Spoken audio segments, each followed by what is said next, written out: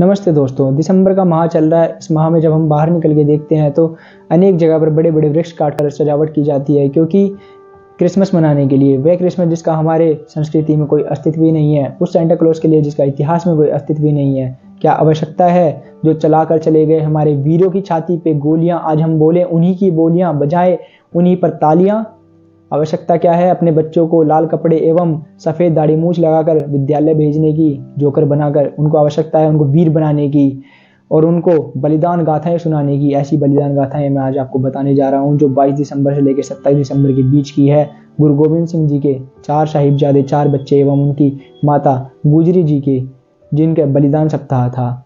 बात है 21 दिसंबर 1704 की, जिस समय औरंगजेब उनके सामने शर्त रखता है कि आप आनंदपुर साहिब को छोड़ के चले जाओ तो मैं आप पे आक्रमण नहीं करूंगा। गुरु गोविंद सिंह जी की मजबूरी होती है, क्योंकि पिछले 8 महीने से युद्ध चल रहा होता है, उनके पास सभी संसाधन समाप्त किए और होते हैं, तब वे वहां से चले जाते हैं। जब वे अपने संगठन के साथ में, अपने गुट के साथ में सरसा के पास में पहुंचते हैं, सरसा नदी में एक भयंकर बाढ़ आती है। तब उनका परिवार 3 हिस्सों में बढ़ जाता है, एक और वे और उनके 2 ज्येष्ठ पुत्र, एक और उनकी माता और 2 छोटे पुत्र, एक और उनकी पत्नी।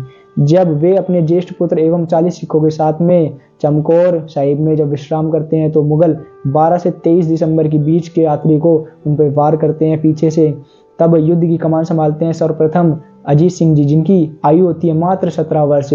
तब वे युद्ध लड़ते हुए शहादत को, बलिदान को प्राप्त हो जाते हैं। उसके बाद युद्ध की कमान संभालते हैं जुझार सिंह जी, जो मात्र 14 वर्ष की आयु में युद्ध करते हुए बलिदान हो जाते हैं। 40 सिखों के बलिदान एवं 2 पुत्रों के बलिदान के बाद में गुरु गोविंद सिंह जी इस युद्ध को जीत लेते हैं।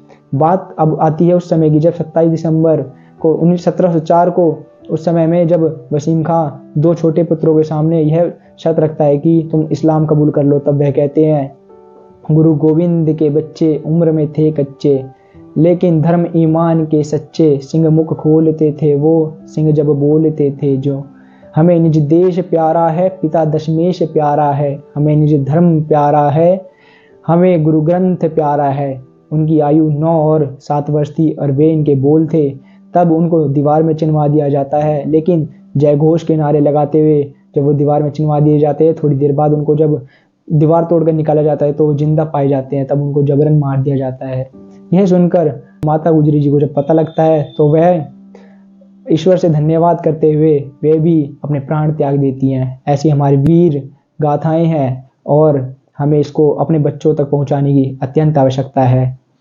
नमस्ते।